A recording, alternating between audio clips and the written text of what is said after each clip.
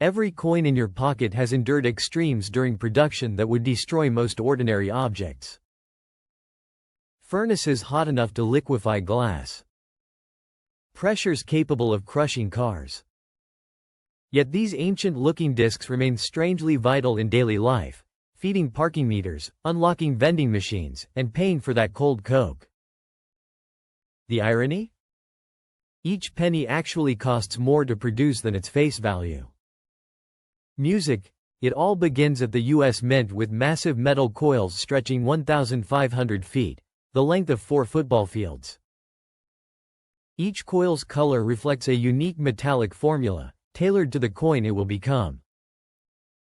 Once mounted onto turbines, the coils slowly unwind and feed into powerful presses. Human specialists still assist, as the coils can be stubborn, but once inside, the press works like an industrial cookie cutter, punching out 14,000 blanks every minute. Mint workers can hear them arriving by the cheerful rattle of coins pouring into buckets. But on the other side, heaps of jagged scrap metal, called webbing, pile high into bins. Just like autumn leaves, workers rake them together before shredding and recycling. The blank discs are formed, but they're not yet the right size. They already have the correct thickness, but their diameter still needs adjusting. First, they face a punishing journey through fire and chemically treated water. At the annealing furnace, flames roar to 1,600 degrees Fahrenheit. Miraculously, the coins emerge untarnished, thanks to an oxygen-free environment where controlled flames prevent discoloration. Still red hot, they're immediately plunged into a unique water mixture.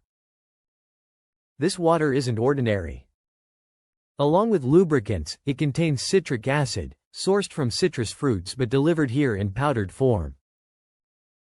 The acid cleans dirt and, in the case of pennies, removes copper oxide without stripping the coin's surface.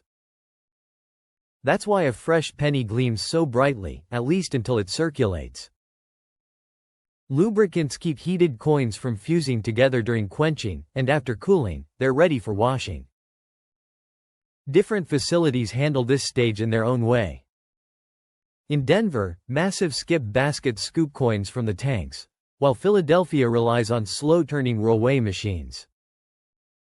Either way, the coins are treated with detergents and anti-tarnish agents, restoring their brilliance before drying. Next comes the upsetting mill. This process compresses each coin through a groove slightly smaller than its diameter, raising a rim around the edge. Far from decorative, this rim is crucial. Without it, coins can't move forward in production. Workers meticulously inspect them, since this step is also the mint's first defense against counterfeiting. Counterfeit coins remain a growing threat. In 2020, U.S. Customs officers in Chicago seized $1.64 million in fake coins and cash intended to dupe online investors. That's why design precision and rim integrity are non-negotiable. Those that pass inspection advance to the next phase, while others undergo burnishing. Here, blank coins tumble in rotating drums with cleaning agents and tiny steel pellets, smoothing their surfaces. Workers even rinse and hand-dry them with towels, though that gentleness ends soon. It's time for striking, the most dramatic stage of all. Here, the iconic heads and tails design is pressed into the metal under immense force. Everyday coins experience pressures from 35 to 100 metric tons, while collector's editions like the 5-ounce silver America the Beautiful coins withstand a staggering 540 metric tons. Standard coins are struck once, proofs at least twice. With 63 presses in Philadelphia and 54 in Denver, production is staggering, 47,250 coins per minute at full capacity in Philadelphia alone. Each coin fits snugly into a solid collar during striking, a simple but essential innovation introduced in 1828. Without collars, coins would spread flat like pancakes under the force. Instead, collars keep them compact and thick, ensuring today's dimes and quarters retain their alloy blend of 8.33% nickel and the rest copper. At last, finished coins roll down conveyor belts into towering bins. Inspectors check designs constantly. Any flawed batch meets the waffler, a machine that crumples rejected coins into ridged scrap destined for recycling, or collectors' curiosities. Those that pass are counted, weighed, and sealed into massive bags so heavy only forklifts can move them. Stacked high on shelves, they wait until the Federal Reserve places an order.